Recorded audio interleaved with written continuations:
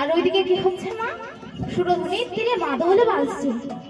আর এইদিকে দেখো, এইদিকের অবস্থা দেখো, কিবা সোনা রণ দিয়া পুরি করে চলো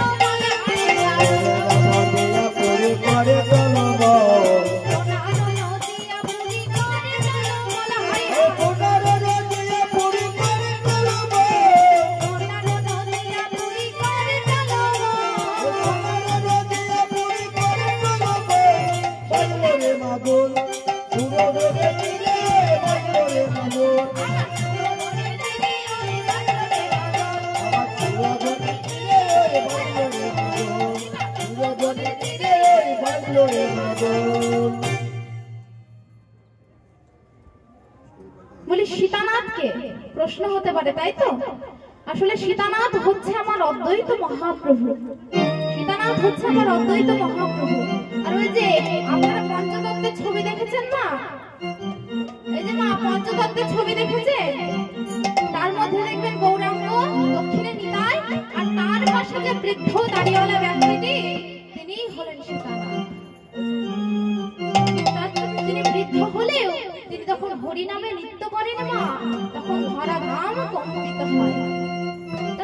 তার এত আনন্দ কেন? বলি যে গৌরকে এনেছে, যে গৌরকে এনেছে, গৌরকে এনেছে,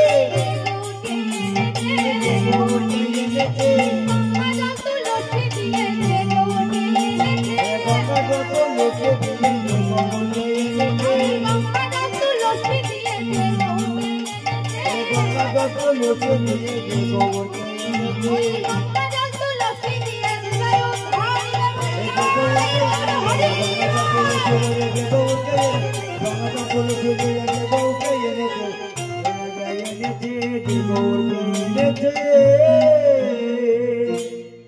তার নাম সীতানাথ হলো কেন? এটা প্রশ্ন হতে পারে, তাই তো না? তার নাম সীতানাথ হলো কেন?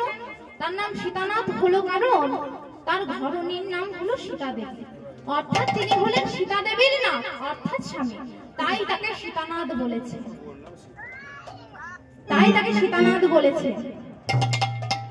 এই যে স্বয়ং গোলক বিহারী নারায়ণকে আমরা নবদ্বীপের মাটিতে আবির্ভূত হতে দেখলাম, এটাই সীতানাথ অদ্বৈত মহাপ্রভুর মাতর অপমানেই সম্ভব হয়েছে।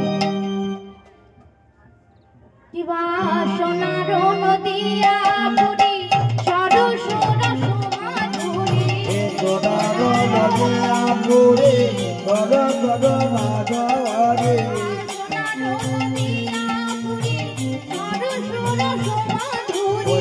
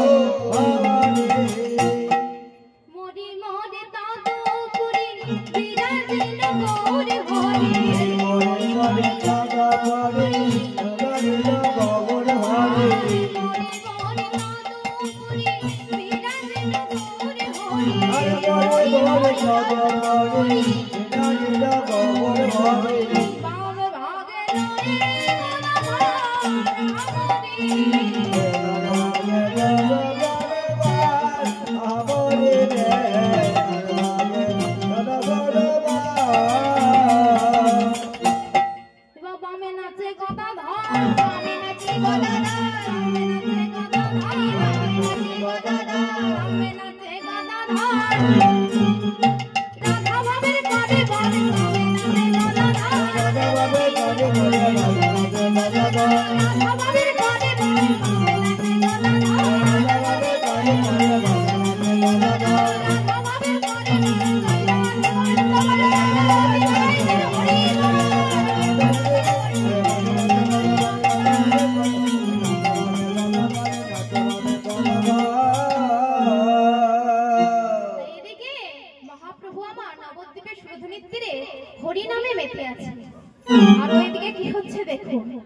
সুদূর পূর্ব বর্ধমানে শ্রীখণ্ড গ্রাম থেকে দুই ভক্ত ছুটে আসছে হরিসভায় যোগ দেওয়ার জন্য।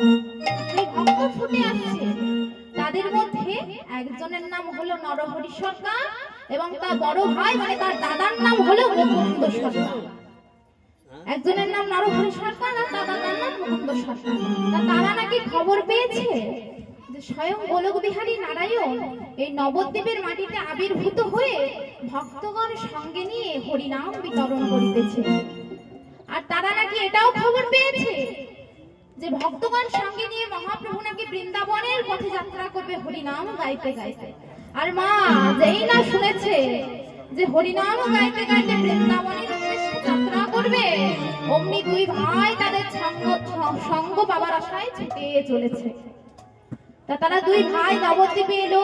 নবদ্বীপে এসে হরিসভায় চুক্তি করে বসে ছোট ভাই নরহরি সরকার বড় ভাই মুকুন্দ সরকারকে বলছে, দেখো দেখো দাদা, ওই দেখো কেমন করে, বলি ওই তো আমার গোড়াই নাচে, ওই তো আমার গোড়াই নাচে, ওই তো আমার গোড়াই নাচে, ওই তো আমার গোড়াই নাচে, তাই নাচে পাশে পাশে, ওই তো আমার গোড়াই নাচে, তাই নাচে পাশে পাশে, ওই তো আমার গোড়াই নাচে, তাই নাচে পাশে পাশে, ওই তো আমার গোড়াই নাচে, তাই নাচে পাশে পাশে, ওই তো আমার গোড়াই নাচে। ওরে ভাই, কই আমি তো তা দেখছি না, আমি কি দেখছি জানিস? কি দেখছি জানিস আমি?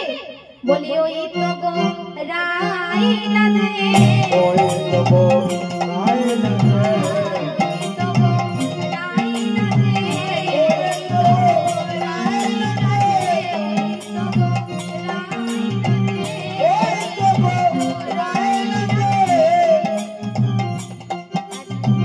অন্তরে তার শ্যাম নাচে, ওই তো গো রাই নাচে,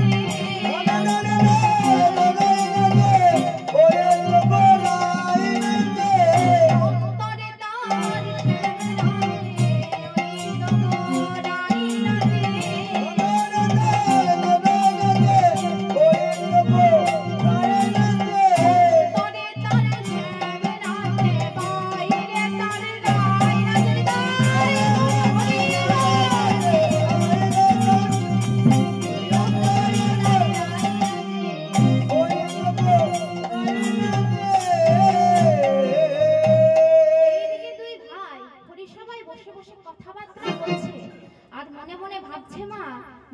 মহাপ্রভুর সঙ্গে হরিনাম গাইতে গাইতে বৃন্দাবনের উদ্দেশ্যে যাত্রা করব, বৃন্দাবনের উদ্দেশ্যে যাত্রা করব, তারা মনে মনে ভাবছে। আর এদিকে মহাপ্রভু আমার গেয়ে চলেছে, কিবা মাতোয়ারা ভাগীরথী করে চলো মনে হয়,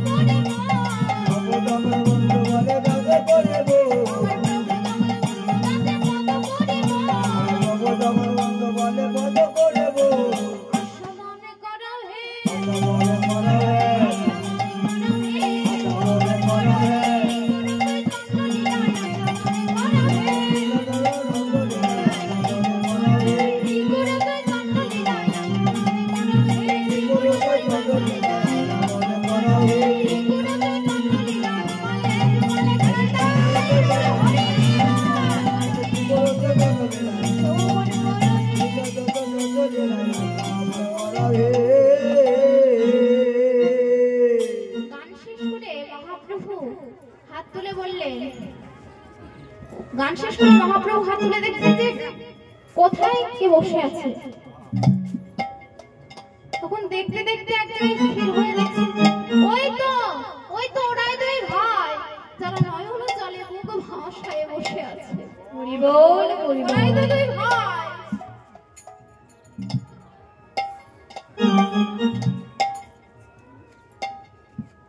তখন মহাপ্রভু হাত তুলে বললেন ওই তো ওরাই দুই ভাই যারা নয়ন জলে মুখ ভাসায় বসে আছে। আর তাদের দেখে মহাপ্রভুর মনে আজ আনন্দ ধরে না, কারণ তিনি বারে বারে বলেছেন কিবা ভক্ত আমার মাতা পিতা ভক্ত আমার গুরু ও ভক্ত আমার মাতা পিতা ভক্ত আমার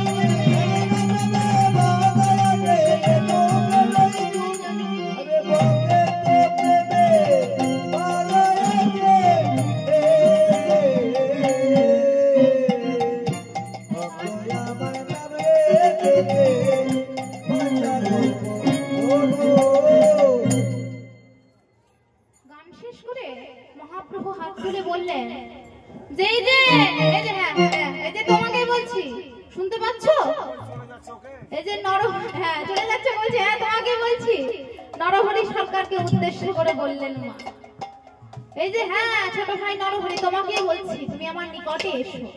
তখন নরহরি প্রভুর নিকটে এসে প্রভুকে প্রণাম করে বসে বলছে প্রভু আদেশ করুন প্রভু। তখন মহাপ্রভু আমার বললেন এই যে শোনো নরহরি আমরা ভক্তগণ সঙ্গে নিয়ে বৃন্দাবনের উদ্দেশ্যে হরিনাম গাইতে গাইতে যাব আর তুমিও আমাদের সঙ্গে যাবে। যেই না বলেছেন মহাপ্রভু যে তুমিও আমাদের সঙ্গে যাবে অমনি মুকুন্দ নরহরি সরকার আমার আনন্দে নাচতে লেগেছে। তারপরে মুকুন্দ কবিরাজকে উদ্দেশ্য করে ডাকা হলো এই যে তোমাকেই বলছি মুকুন্দ বড় ভাই মুকুন্দকে উদ্দেশ্য করে ডাকলেন। তখন বড় ভাই মুকুন্দ তার নিকটে এসে প্রভুকে প্রণাম করে করজোড়ে বসে প্রভু যেই না তার মাথায় হাত দিয়েছে মুকুন্দ কবিরাজ আমার ফুঁপিয়ে কেঁদে উঠলেন মুকুন্দ কবিরাজ। তখন মহাপ্রভু বললেন এ কি মুকুন্দ তুমি কাঁদছো কেন? হরি বল প্রভু তুমি যার মাথায় হাত দিয়ে যাকে আশীর্বাদ করো প্রভু তুমি যাকে ভালোবাসো তাকে তো সারা জীবনে কাঁদতে হয় প্রভু। হরি বল হরি বল হরি বল তাকে তো সারা জীবনে কাঁদতে হয় না মুকুন্দ। শোনো আমরা যদি সকলে এইভাবে গ্রাম ছেড়ে চলে যাই তাহলে যে বড় মুশকিল হয়ে যাবে, তাহলে অনেক বড় মুশকিল হয়ে যাবে। তাই বলি আমি তুমি তোমার নিজ গ্রামে ফিরে যাও আর তোমার যে পারিবারিক কবিরাজি বিদ্যা জানা আছে সেটা তুমি চালিয়ে যাও। কারণ তুমি চলে গেলে অনেক মানুষ চিকিৎসা না পেয়ে মারা যাবে, অনেক মানুষ চিকিৎসা না পেয়ে মারা যাবে। তাই তুমি তোমার নিজ গ্রামে ফিরে যাও। জীব সেবা করা মানে ভগবানের সেবা করা। তাই আমি বলি কি, তুমি ফিরে যাও,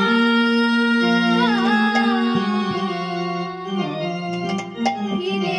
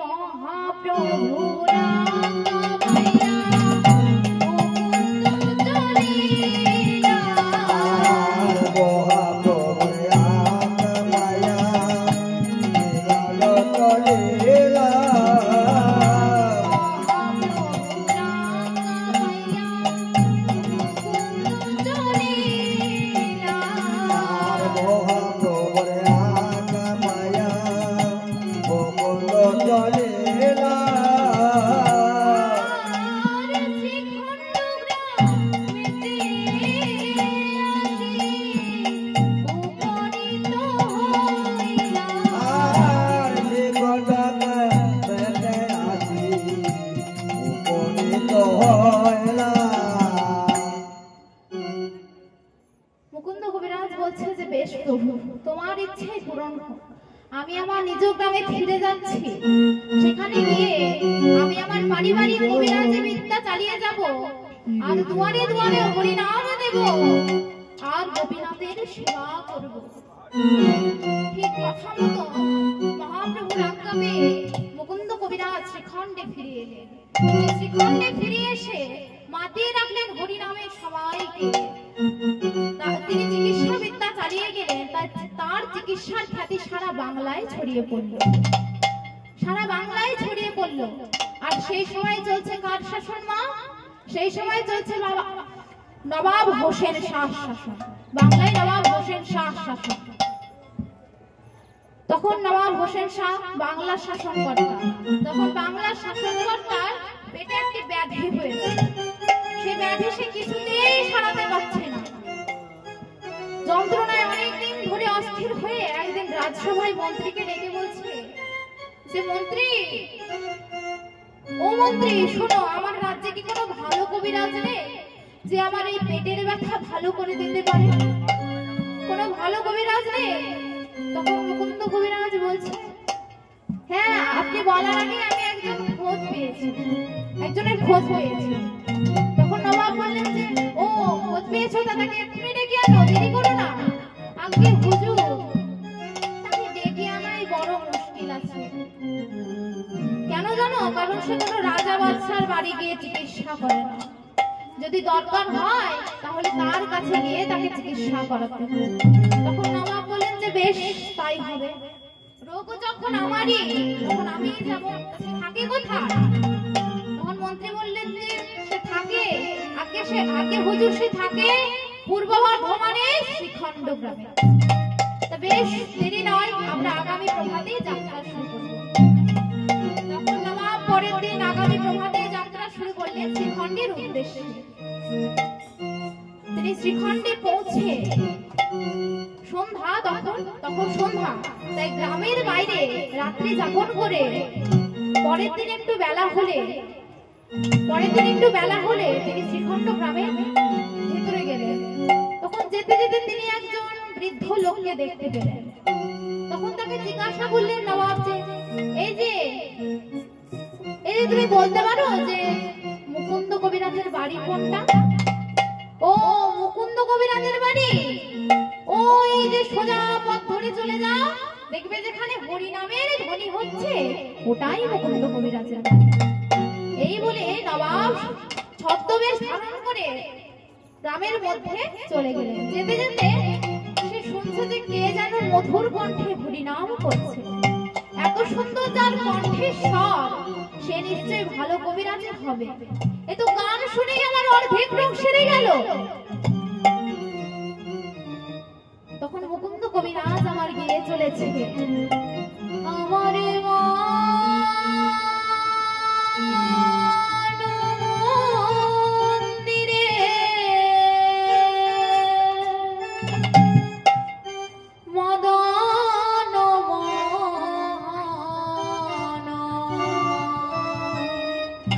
তোমরা একবার দাঁড়াবে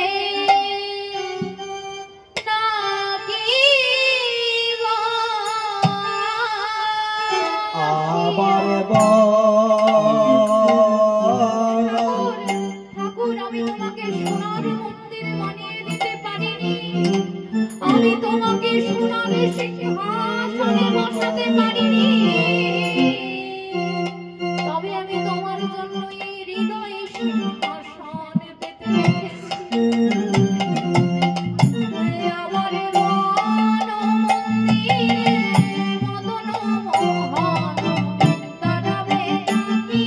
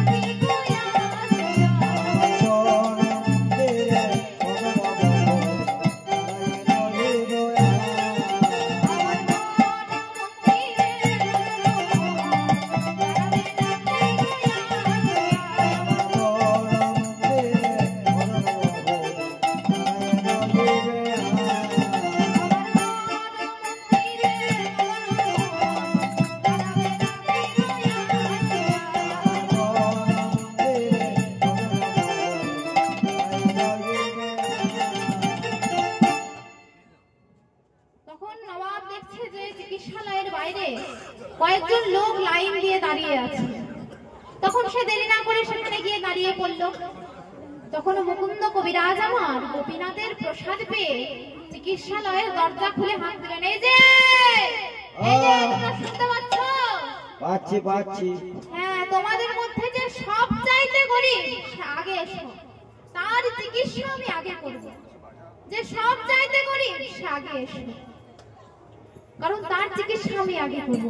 যেই না বলেছে মা যে সব চাইতে গরিব সে আগে এসো, তখন নবাব হাত তুলে বলছে, এই যে কবিরাজ মশাই, এই যে আমি খুব গরিব, আমার পয়সা নেই, তুমি আমার কাছে এসো।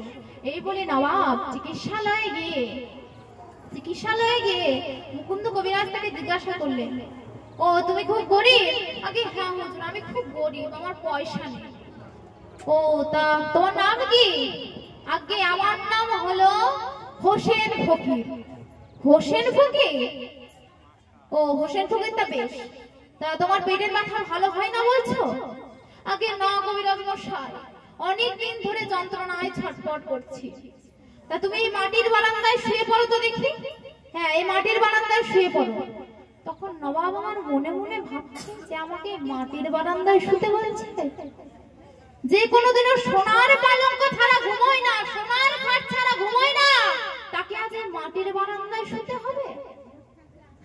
বেশ কবিরাজ, এতে যদি আমার রোগ না ভালো হয়, তাতে তোমার একদিন কি আমার একদিন। তখন কবিরাজ মশাই নবাবকে বলেন, এই যে তুমি বিড়বিড় করে আমার কি বলছো? আগে না কিছু না কবিরাজ মশাই, তো ফতুয়াটা খুলে শুয়ে পড়েছি। এই বলে নবাব গায়ের ফতুয়াটি খুলে শুয়ে পড়লেন। তখন মুকুন্দ কবিরাজ বললেন, দেখি তোমার মুখটা দেখি, হাঁ করো তো। হ্যাঁ, তোমার জিভটা দেখি, হাত দুটো দেখি। হ্যাঁ, এবার তোমার পেটটা দেখি। ও তোমার পেটের ব্যথা ভালো হয় না বলছো? হাঁ করো, তোমার মুখে দুফোঁটা ওষুধ দিয়ে দিই। এই বলে মুকুন্দ কবিরাজ নবাবের মুখে দুফোঁটা ওষুধ দিয়ে দিল। আর সঙ্গে সঙ্গে নবাব বলে উঠলেন যে, কবিরাজ মশাই, আপনার এই মাটির বারান্দায় কোনো জাদু আছে নাকি গো? কোনো জাদু আছে? শুতেই তোমার অর্ধেক রোগ সেরে গেল। তখন মুকুন্দ কবিরাজ আমার বলছে যে, হবে হয়তো, অনেককে তো ওষুধ দিতে গিয়ে হয়তো দু এক ফোঁটা পড়ে গেছে, সেটাই তোমার গায়ে লেগে রোগ সেরে গেছে। কিন্তু মুকুন্দ কবিরাজ আমার মনে মনে ভাবছেন, মা, যে এখানে বহু ভক্তের পদধূলি এই বারান্দায় পড়ে আছে, আর সেটাই তোমার গায়ে লেগে গোপীনাথের কৃপা হয়ে তোমার অর্ধেক রোগ সেরে গেছে। নিতাই গৌর হরি বল।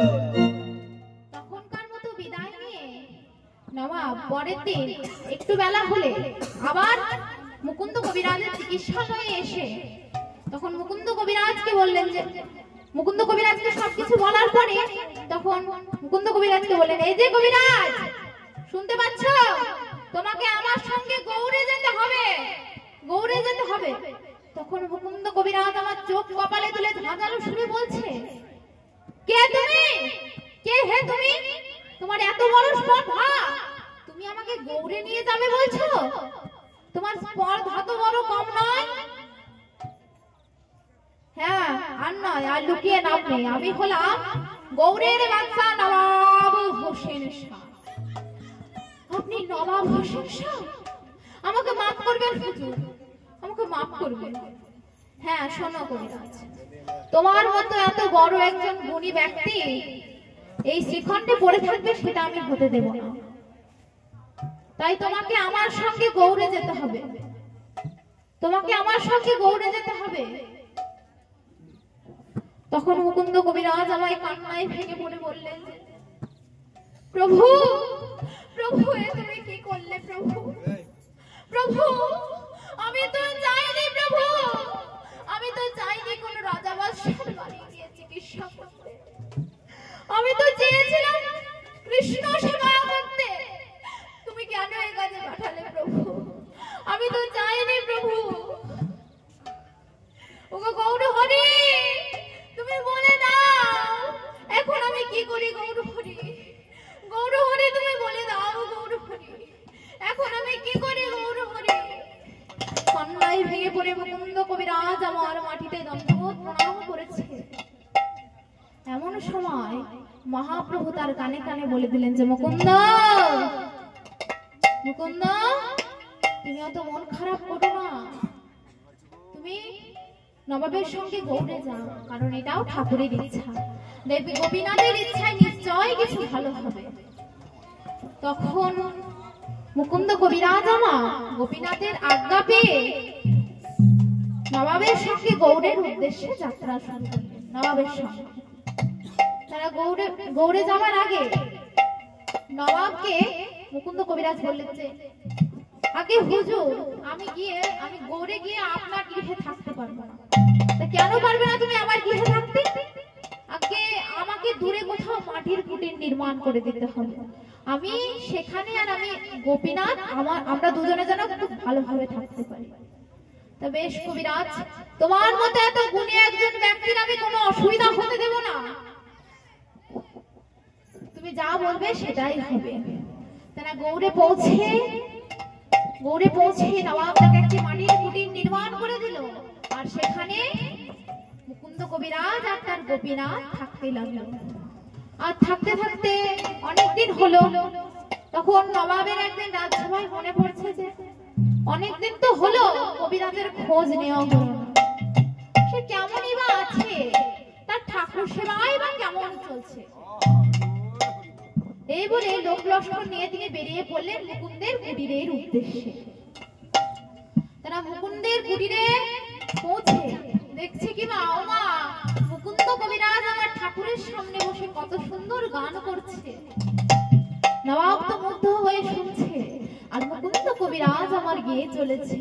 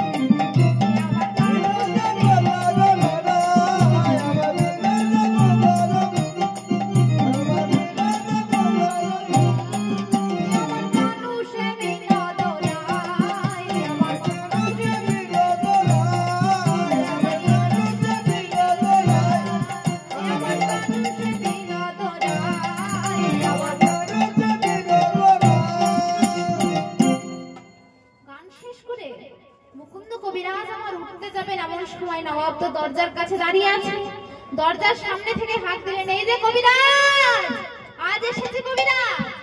তখন মুকুন্দ কবিরাজ আমার পেছন ফিরে চেয়ে দেখতে যাবেন, এমন সময় তিনি দেখছে যে মধ্যে নবাব দাঁড়িয়ে এবং তার পাশে দুইজন লোক ময়ূরপুচ্ছ দিয়ে বাতাস করছে। আর তিনি পেছন ঘুরে চেয়ে দেখছেন যে প্রত্যেকটা ময়ূরপুচ্ছের উপর তিনি একটি বিরাজমান গোপীনাথের দর্শন করে অচৈতন্য হয়ে পড়লেন। তখন নবাব দেখছে আমাকে দেখার পর কবিরাজ এমন অজ্ঞান হয়ে গেল কেন? ওরে কে আছিস, একটু জল নিয়ে কবিরাজের মুখে চোখে দে তো। তখন কিছুক্ষণ অপেক্ষা করার পর মুকুন্দ কবিরাজ আমার চোখ মেলে চাইলেন। তখন নবাব তাকে জিজ্ঞাসা করলেন যে কে কি, তুমি আমাকে দেখার পরে এমন অজ্ঞান হয়ে গেলে কেন? তখন মুকুন্দ কবিরাজ মনে মনে ভাবছে যে তাই তো, আমার অনুরাগের কথা আমি নবাবকে বলি কেমন করে বলি আমি নবাবকে, বরং একটু ঘুরিয়ে বলি। আগে হুজুর, আমার একটি ব্যামো আছে, সেটা আমি আজ পর্যন্ত সারাতে পারিনি। একটি ব্যামো আছে, সেটি হলো মৃগী রোগ। তখন নবাবের মুখে, মুকুন্দ কবিরাজের মুখে নবাব এই কথা শুনে বলে উঠলেন যে এই যে কবিরাজ, তুমি মিথ্যা বলছো, আর তোমার এই মিথ্যার শাস্তি কি জানো? তার আমি জিভটাই কেটে নিই, কিন্তু সে শাস্তি আর তোমায় দিলাম না। কিন্তু দেখো, তোমার মিথ্যার প্রমাণ দেখো। তোমার যদি মৃগী রোগী হবে, তাহলে তোমার চোখের কোণ দিয়ে জল কেন পড়ছিল? তোমার যদি মৃগী রোগী হবে, তাহলে তোমার ঠোঁটটো কেঁপে কেঁপে কৃষ্ণ নামে কেন বলছিল? মৃগী রোগ হলে তা তো হওয়ার কথা নয়, মৃগী রোগ হলে তা তো হওয়ার কথা নয়। তখন মুকুন্দ কবিরাজ আমার কান্নায় ভেঙে পড়ে বলছে, হুজুর আপনি আমাকে ক্ষমা করে দিন, হুজুর আমার ভুল হয়ে গেছে, হুজুর আমাকে ক্ষমা করে দিন। তখন নবাব বলছে, না, ভুল তোমার নয়, ভুল আমার হয়েছে, কারণ তোমার মতে এত বড় একজন প্রেমিক সাধককে আমার এখানে আবদ্ধ করে রাখা উচিত হয়নি, এখানে আমার আবদ্ধ করে রাখা উচিত হয়নি। তাই আমি বলি কি, তুমি ফিরে যাও,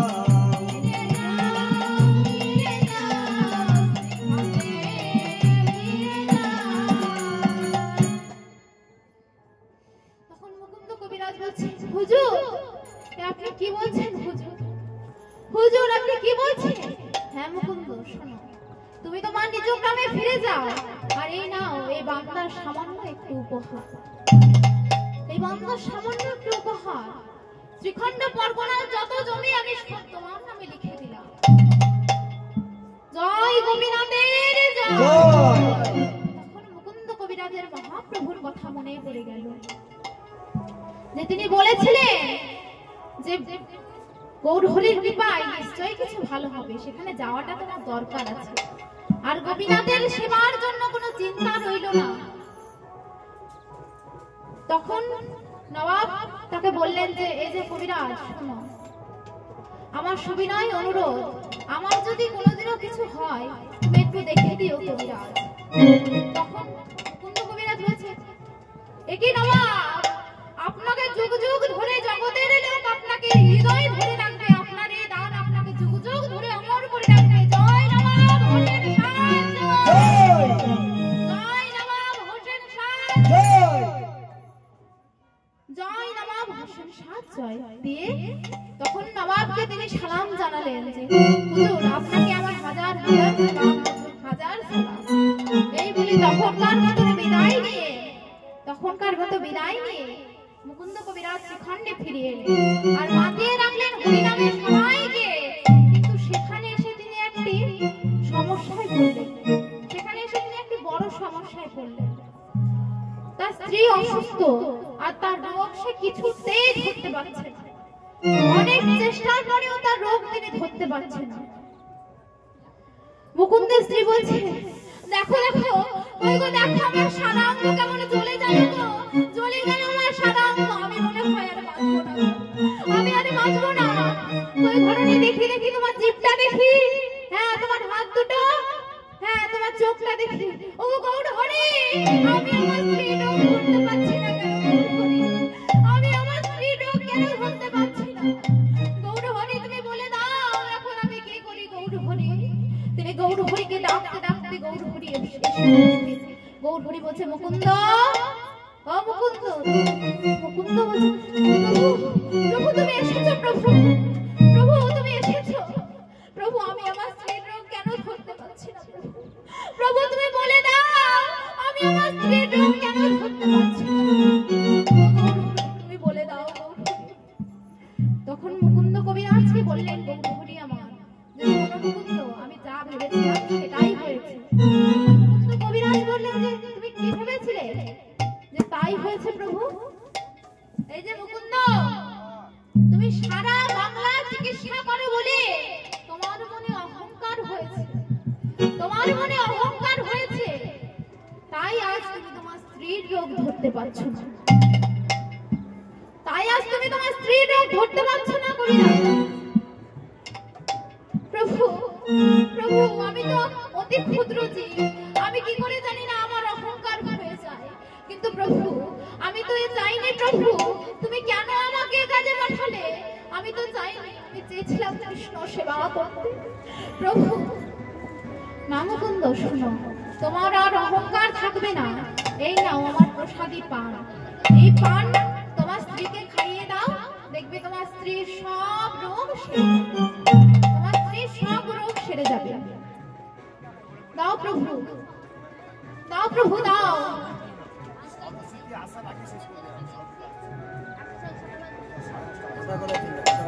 তখন মুকুন্দের স্ত্রীর বদনে পানটি দিয়ে দিলেন। তখন মুকুন্দের স্ত্রীর রোগ তো সারলই, আবার তার শরীরে একটি ভালো লক্ষণ ফুটে উঠল। মুকুন্দের স্ত্রী হলো গর্ভবতী, আর সেই গর্ভপূর্ণ হলো কবে না মাঘ মাসের সরস্বতী পূজার দিনে। মুকুন্দ সরকারের বাড়িতে ধুমধাম করে সরস্বতী পূজা হচ্ছে। কি গো মায়েরা, সরস্বতী পূজা হচ্ছে, তোমরা একটু প্রাণ ভরে উলুধ্বনি দাও। তাই গৌর হরি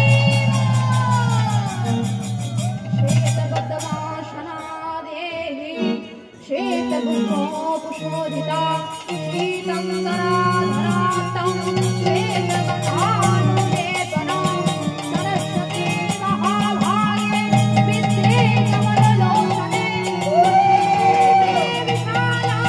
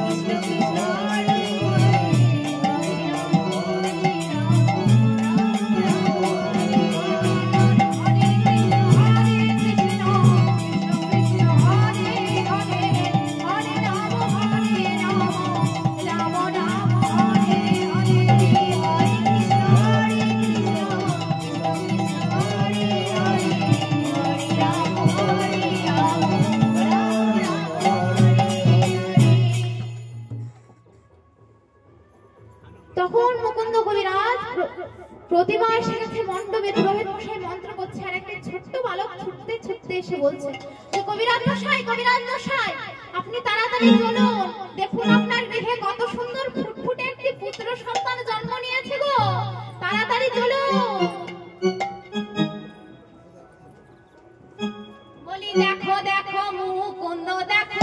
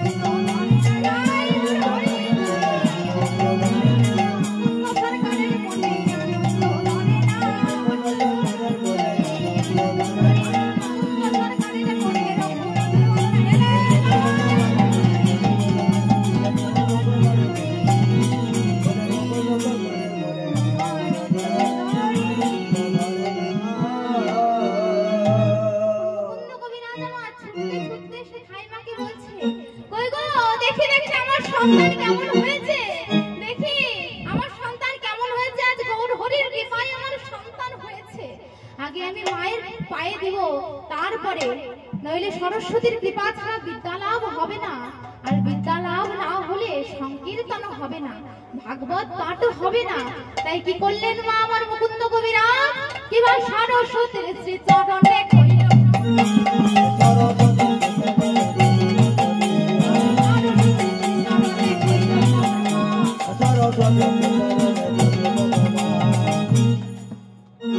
আশীর্বাদ করো মা, আশীর্বাদ করো মা,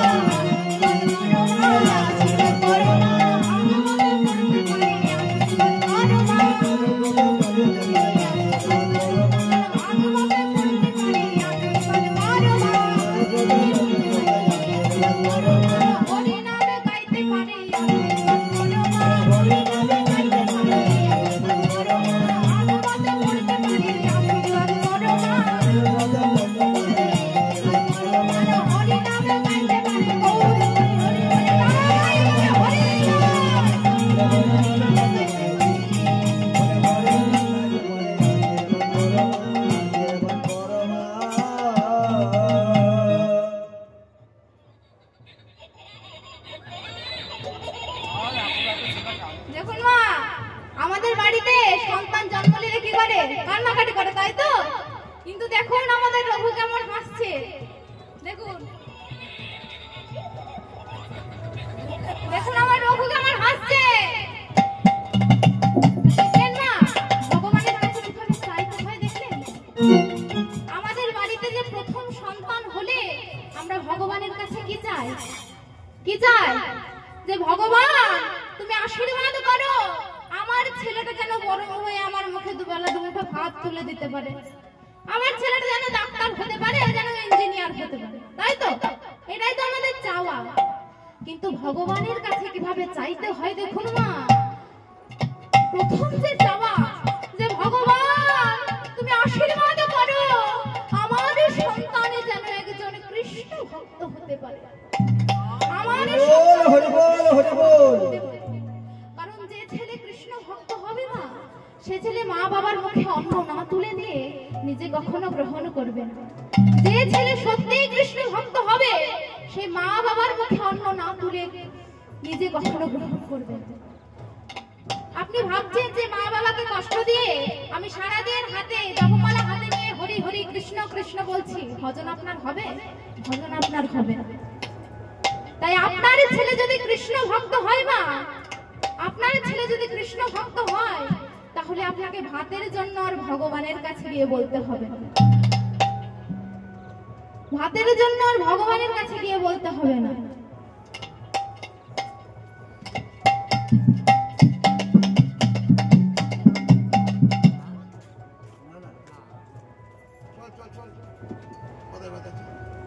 তাই মুকুন্দ কবিরাজ আমার মা সরস্বতীর কাছে চাইছে যে মা তুমি আশীর্বাদ করো আমার ছেলেটা যেন একজন কৃষ্ণ ভক্ত হতে পারে, আমার ছেলেটা যেন কৃষ্ণ ভক্ত হতে পারে, হরিনাম করতে পারে, ভাগবত গীতা পাঠ করতে পারে, তুমি আশীর্বাদ করো।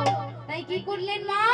এবার ওই কারণে শোনাইলো মধুর হরিনাম, মধুর হরিনাম, ওই কারণে শোনাইলো মধুর হরিনাম,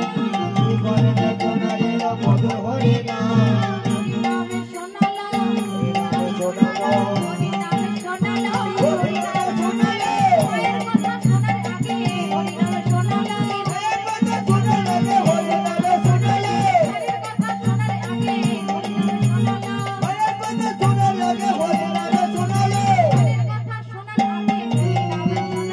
মায়ের কথা শোনার আগে হরিনাম শোনালো, মায়ের কথা শোনার আগে নমো মন্ত্রে হলো তাই হরি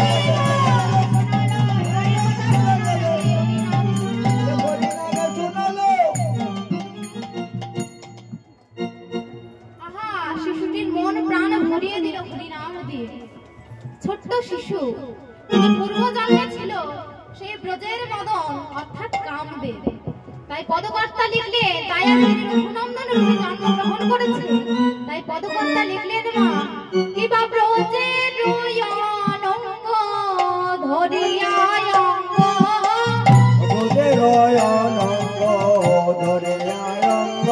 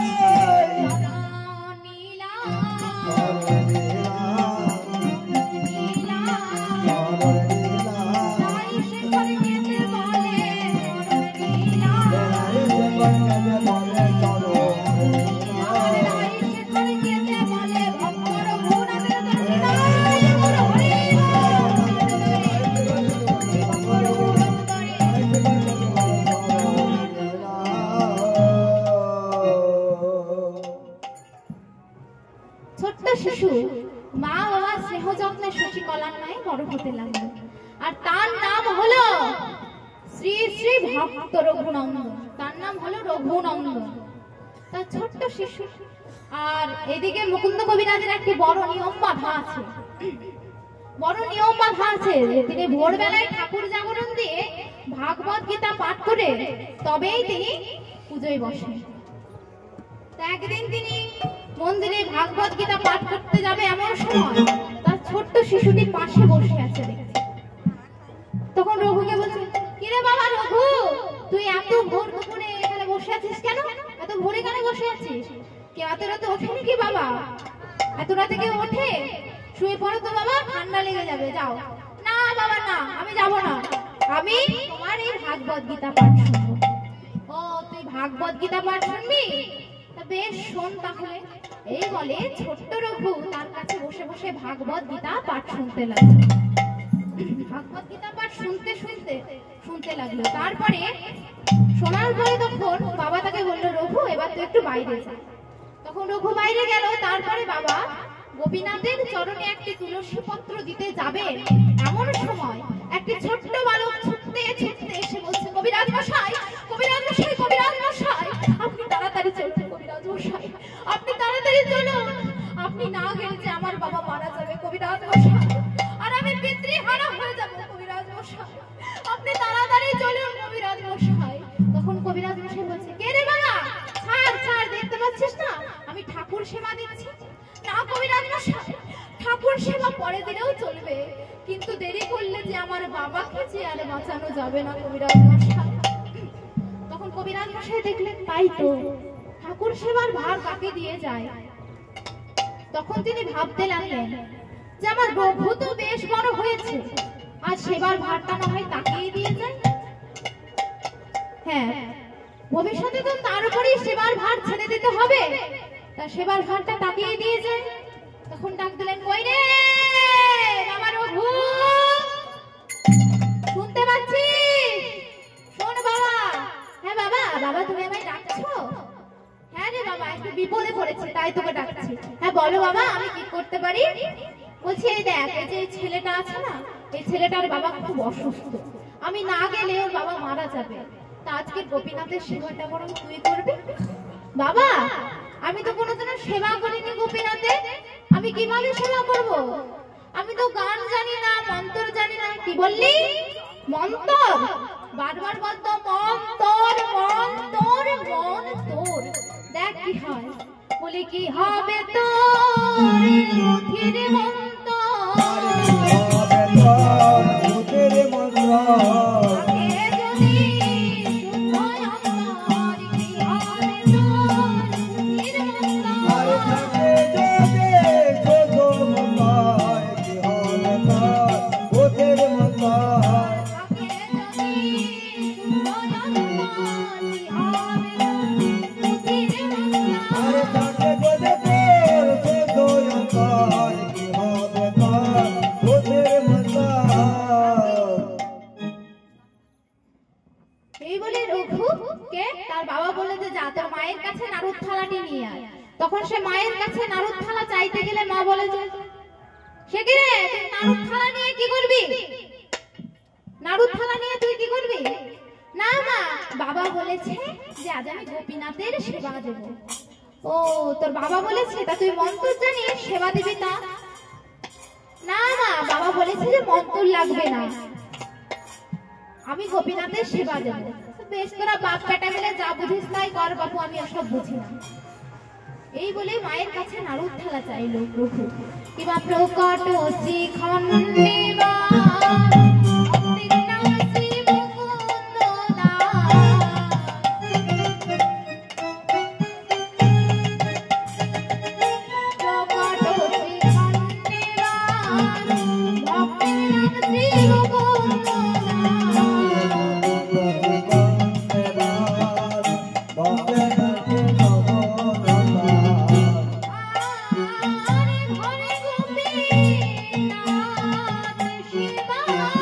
জানি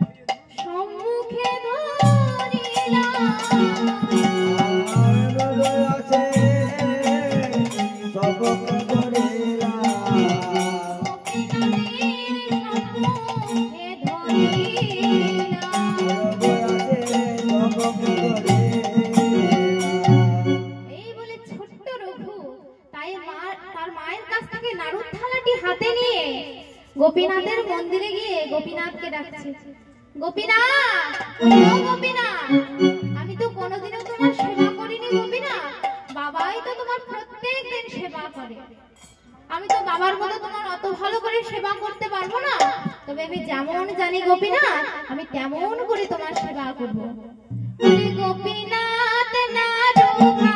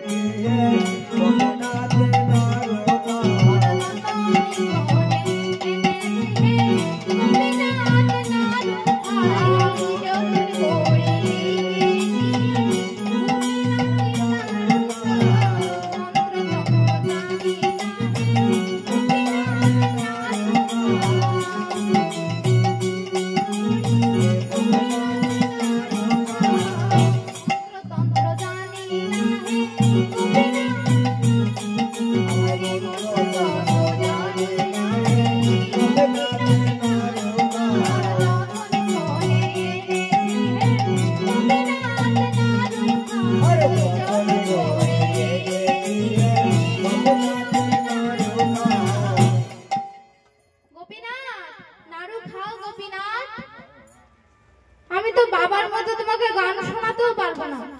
ও চূড়াতে অসুবিধা হচ্ছে বলছো গোপীনাথ, চূড়াটাও নামিয়ে রাখো, এবার খাও, এবার তো খাও। ও দেখো তো আমি কেমন বোকা, তোমার হাতে তো বাঁশি ধরে আছো, খাবে করে। তোমার হাতে তো বাঁশি ধরে আছো, বাঁশিটাও নামিয়ে রাখলাম, এই নাও বাঁশিটাও নামিয়ে রাখলাম। এবার তো খাও হবে না, তবুও তুমি খাবে না? ও দরজাটা বন্ধ করে দিই, তুমি তো লাজো, দরজাটাও বন্ধ করিয়ে দিলাম। এবার খাও, তাও খাবে না তুমি? ও এবার তো আমি বুঝতে পেরেছি, তোমাকে আমি বাবার মতো অত ভালো করে সাজাতে পারিনি বলে তুমি রাগ করেছো, তাই না? সেই জন্য তুমি রাগ করেছো। দেখো গোপীনাথ, আমি তো বাবার মতো তোমাকে অত ভালো করে সাজাতে পারবো না, তবে আমি যেমন জানি আমি তেমন করে তোমায় সাজাবো গোপীনাথ, তেমন করে সাজাবো আমি। তাই আজ নয়নের জলে বক্ষ ভাষায় ভক্ত রঘুনন্দন কেঁদে কেঁদে বলে,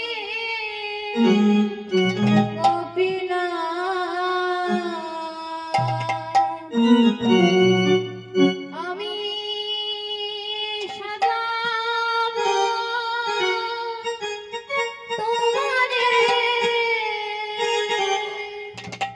মহান সাজে, আমার আশা ছিল মানে আমি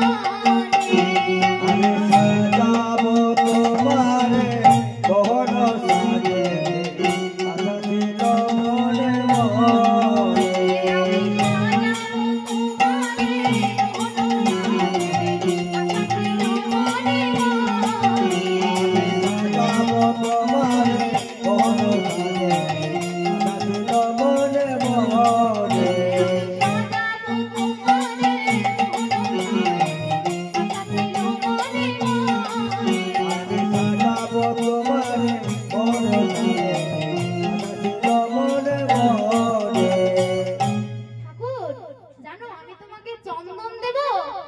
সেই চন্দন বাইরে থেকে কেনা নয়, আমি তোমাকে কেমন চন্দন দেব জানো?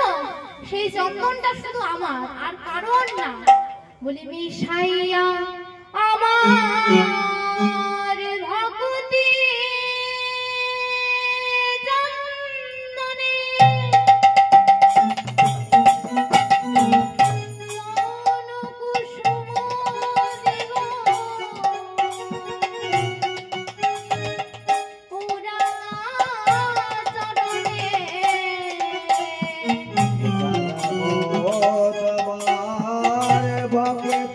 চন্দনে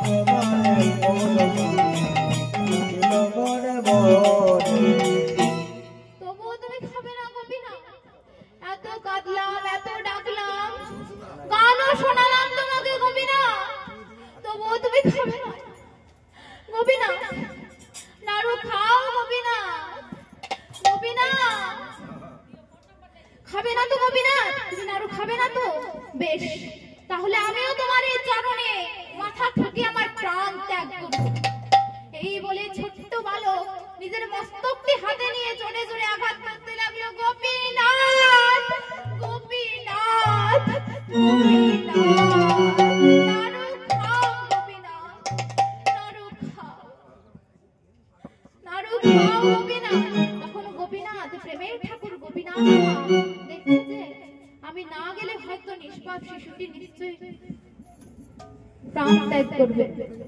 এই বলে প্রেমের ঠাকুর গোপীনাথ আমার অচল মূর্তি থেকে সচল রূপে বেরিয়ে এলে বলে রঘুনাথ নারদে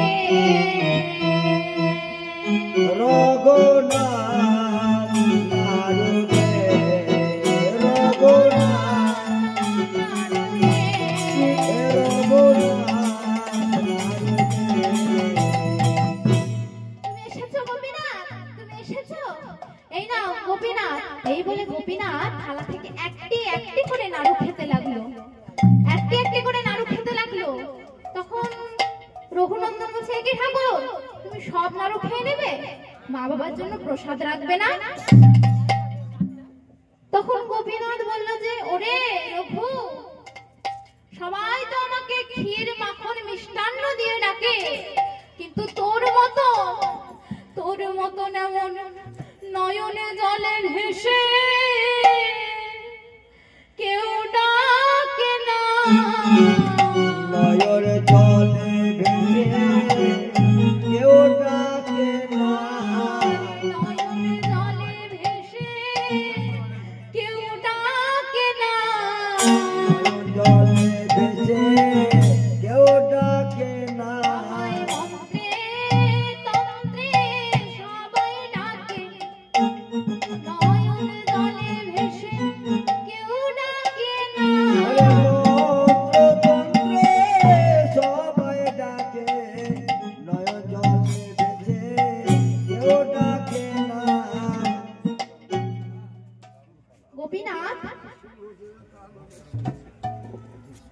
গোপীনাথ একটি নাড়ু মুখে নিল, রঘুনন্দনের কাছ থেকে সবগুলো নাড়ু মুখে নিল, কিন্তু একটি নাড়ু অবশিষ্ট ছিল, সেটাও হাতে চাইল, সেই নাড়ুটি হাতে চাইল। তখন রঘুনন্দন বলল যে, একই ঠাকুর তুমি সব নাড়ু তো মুখে নিলে, আবার এই একটি নাড়ু তুমি হাতে নেবে কেন? ওরে রঘু, আমি যে গীতায় কথা দিয়ে এসেছি রে, যে যথা মাম প্রপদ্যন্তে তাম তথৈব ভজামহে, যে ভক্ত আমাকে যেভাবে ভজনা করে রে, আমি তাকে সেই ভাবে কৃপা করি রে। তুই যে কেঁদে কেঁদে আমাকে এতগুলো নাড়ু খাওয়ালি, এবারে তোকে যদি আমি একটি নাড়ু না খাওয়াই, ওরে রঘুনন্দন, তাহলে যে আমার কথার দাম রবে না, আমার কথার দাম রবে না, আমার কথার দাম রবে না, আরে আমার কথার দাম রবে না, বলবে না, আমার কথার দাম রবে না।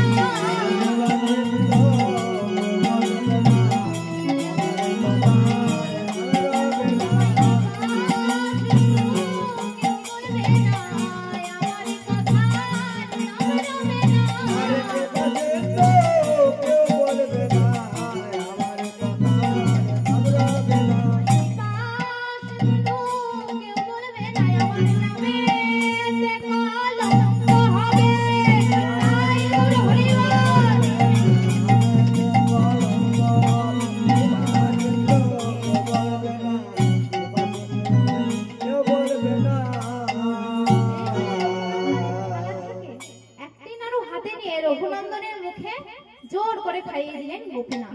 তখন রঘুনন্দন বলছে, একি ঠাকুর এটা তুমি কি করলে? পুজো করতে বসে কেউ খায় নাকি? কেউ খায় পুজো করতে বসে? ওসব বুঝবি না, তুই বাইরে যা। এই বলে গোপীনাথ তাকে বাইরে যেতে বললেন। তখন গোপীনাথের কথা মতো রঘুনন্দন বাইরে এসে কিছুক্ষণ পর মন্দিরে প্রবেশ করে খালি নাড়ুর থালা নিয়ে তার মায়ের কাছে গেল, যে মা এই নাও নাড়ুর থালা। তখন তার মা বলছে, সে কি রে, থালায় নাড়ু নেই কেন? মা জানো তো আজকে গোপীনাথ সব নাড়ু খেয়ে নিয়েছে, কেবল একটি নাড়ু ছিল, সেটা আমাকে জোর করে খাইয়ে দিল। হে মারে হে মা, শেষ পর্যন্ত একটি ছেলে আমার, সেটিও আবার মিথ্যাবাদী হলো। ছি ছি রে ছি ছি ছি। সেটা আমার মিথ্যাবাদী হলো? না মা না, আমি মিথ্যা বলছি না, আমি সত্যি বলছি। গোপীনাথ না সব নাড়ু খেয়ে নিল, একটি নাড়ু ছিল সেটা আমাকে জোর করে খাইয়ে দিল। বেশ বাবা, অনেক পুজো করেছো, এবার ঘরে যাও। তোর বাবার জন্য নাড়ু ভর্তি করে তুলসী পত্র দিয়ে তোর বাবাকে দিল। যেই না বলেছে মা, পেছনের দরজা দিয়ে কি বাসিয়া মুকুন্দ দাস কহে বালকে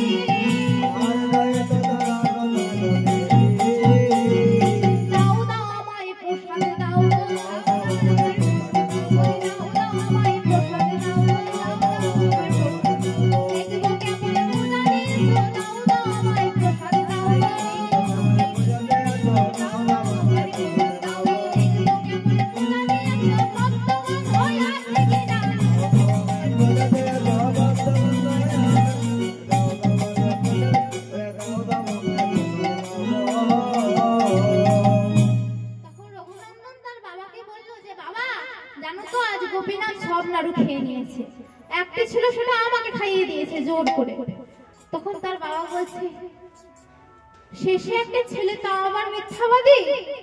না, আমি এই কথা বিশ্বাস করতে পারবো না, এই কথা আমি বিশ্বাস করতে পারবো না।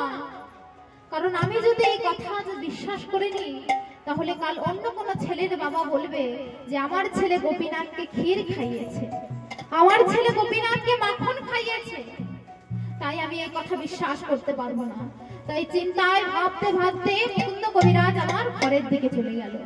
তিনি ভাবছে যে ছেলে আমার মিথ্যা বলছে, আমার রঘু তো কোনোদিনও মিথ্যা কথা বলে না, সে মিথ্যা বলছে, সে মিথ্যা বলছে নাকি সেটা পরীক্ষা করে দেখবে। তাই পরের দিনও রঘুকে ডেকে বললেন, কই রে বাবা রঘু, শুনতে পাচ্ছিস? শোন। হ্যাঁ বলো বাবা, কি করতে হবে আমাকে? বলছি আজকে গোপীনাথের সেবাটা তুই দিবি, আজকেও আমরা একটু কাজে বাইরে যাবো, আজকে গোপীনাথের সেবাটা তুই দিবি। তখন রঘুনন্দন বললেন যে বাবা আমি আজকেও সেবা দেবো? তো বলছে বেশ। তখন মুকুন্দ কবিরাজ পাশের ঘরে লুকিয়ে থাকলেন ছেলেকে পরীক্ষা করার জন্য। আর রঘুনন্দন তখন কাঁদিতে কাঁদিতে নাড়ুর থালা হাতে নিয়ে গোপীনাথের সামনে গিয়ে বলছে, গোপীনাথ কাল তুমি সকলের সামনে আমাকে মিথ্যাবাদী সাজালে, নিজে সবগুলো নাড়ু খেয়েছো, কেবল একটি নাড়ু আমার বদনে দিয়েছো, আর সকলেকে বলেছো আমি নাকি সব নাড়ু খেয়ে নিয়েছি। গোপীনাথ, গোপীনাথ আজ তোমাকে নাড়ু খেতেই হবে, গোপীনাথ আজ তোমাকে আসতেই হবে। দেখা দাও গোপীনাথ। এইভাবে রঘুনন্দন মন প্রাণ দিয়ে গোপীনাথকে ডাকতে লাগলেন, কিন্তু গোপীনাথ আজ এলো না। তখন গোপীনাথকে ডাকতে ডাকতে গোপীনাথের গলার উনুনের খানি টেনে নিয়ে গলায় ভাত দিতে যাবেন, এমন সময় গোপীনাথ বলি, রঘুনন্দন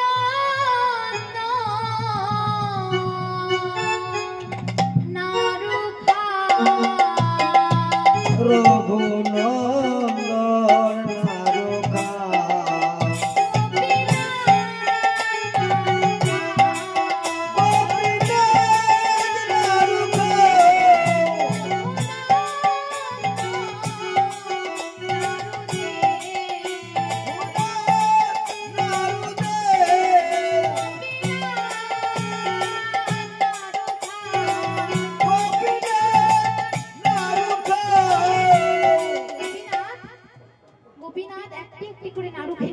পাশের ঘর থেকে কিন্তু মুকুন্দ কবিরাজ শুনতে পেল, কে কে রঘুনন্দন বলে ডাক দিল। তবে কি সত্যি সত্যি সত্যি সত্যি কি তবে রঘুনন্দন গোপীনাথকে নাড়ু খাওয়াচ্ছে, আর আমি সেই দৃশ্য দেখতে পাবো না? এই বলে মুকুন্দ কবিরাজ ছুটতে ছুটতে মন্দিরের দরজা সামনে খুলে দেখছেন যে গোপীনাথের হাতে অর্ধেক নাড়ু, বাঁশির বদলে অর্ধেক নাড়ু। তখন তিনি রঘুকে জিজ্ঞাসা করছে যে রঘু, গোপীনাথ নাড়ু খাচ্ছে তা আমি দেখতে পাচ্ছি না কেন? তখন রঘুনন্দন গোপীনাথকে বললে যে গোপীনাথ, তুমি নাড়ু খাচ্ছ তা আমার বাবা কেন দেখতে পাচ্ছে না? বলো গোপীনাথ, তুমি নাড়ু খাচ্ছ তা আমার বাবা কেন দেখতে পাচ্ছে না? তখন রঘুনন্দনকে গোপীনাথ বললেন যে ওরে রঘু, তোর বাবার এই দৃশ্য দেখার মতো নয়নের বিকাশ ঘটেনি রে। তোর বাবার এই দৃশ্য দেখার মতো নয়নের বিকাশ ঘটেনি। তুই তোর বাবাকে নিজের হাত দিয়ে স্পর্শ কর, দেখ তোর বাবা এই দৃশ্য দেখতে পাবে। এই বলে রঘুনন্দন তার বাবাকে হাত দিয়ে স্পর্শ করলে তার বাবা গোপীনাথের নাড়ু খাওয়া দৃশ্য দেখতে পেল। তখন রঘুনন্দনকে বলছে ওরে রঘু, রঘু রে রঘু, তুই আজ আমার আধ্যাত্মিক গুরু রে রঘু। আমি তোর পিতা হলে তুই আজ আমার আধ্যাত্মিক বলে আয় রে আমার, ওরে আয় রে আমার বুকে আয়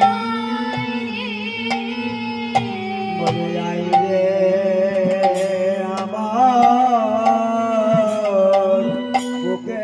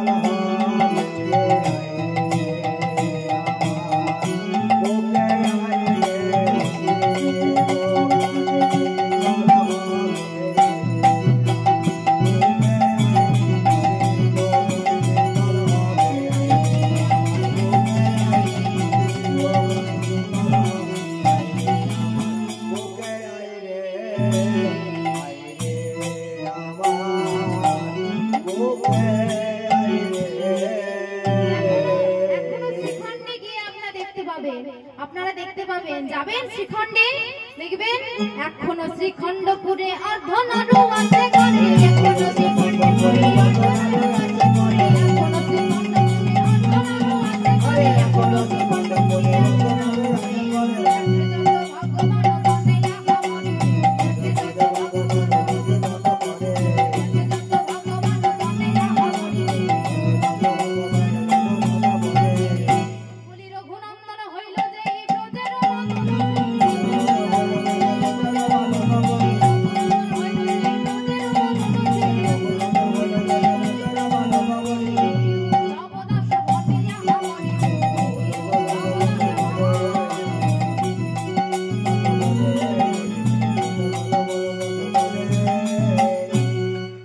এবার ভক্ত আর ভগবানের মিলন হইল, ভগবানের মিলন হইল, ভগবানের মিলন হইল, ভগবানের মিলন হইল। একবার সবাই মিলে হরি হরি বলো, ভগবানের সবাই মিলে হরি হরি বলো।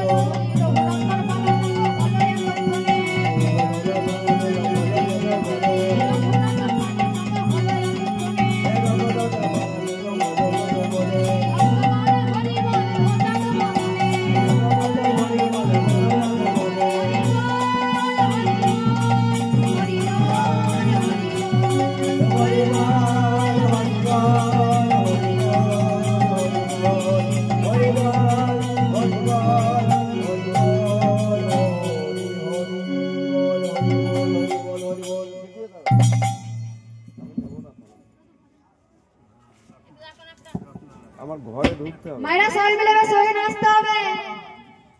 হ্যাঁ, সকলে মিলে মেনে রাখলে নাচতে হবে।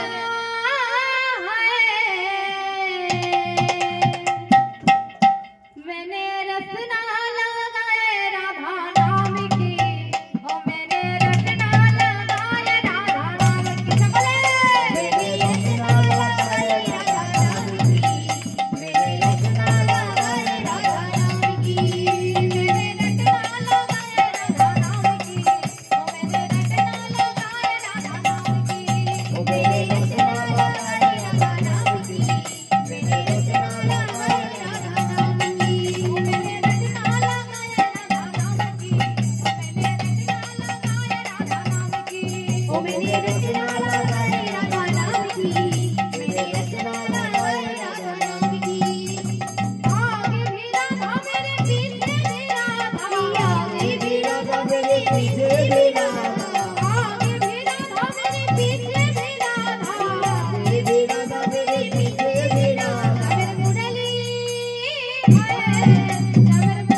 पुकारे राधा नाम की, ओ मैंने रसना लगाए राधा नाम की, ओ मैंने रसना लगाए राधा नाम की, मैंने रसना लगाए राधा नाम की, मैंने रसना लगाए राधा नाम की, मैंने रसना लगाए राधा नाम की, ओ मैंने रसना लगाए राधा नाम की, मैंने रसना लगाए राधा नाम की।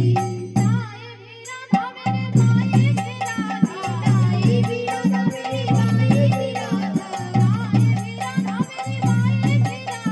दाए भी राधा मेरे बाएं भी राधा। मुरली मोहन मुरली पुकारे राधा नाम की, मैंने रसना लगाए राधा नाम की, मैंने रसना लगाए राधा नाम की, मैंने रसना लगाए राधा नाम की, मैंने रसना लगाए राधा नाम की, मैंने रसना लगाए राधा नाम की, मैंने रसना लगाए राधा नाम की, मैंने रसना लगाए राधा नाम की।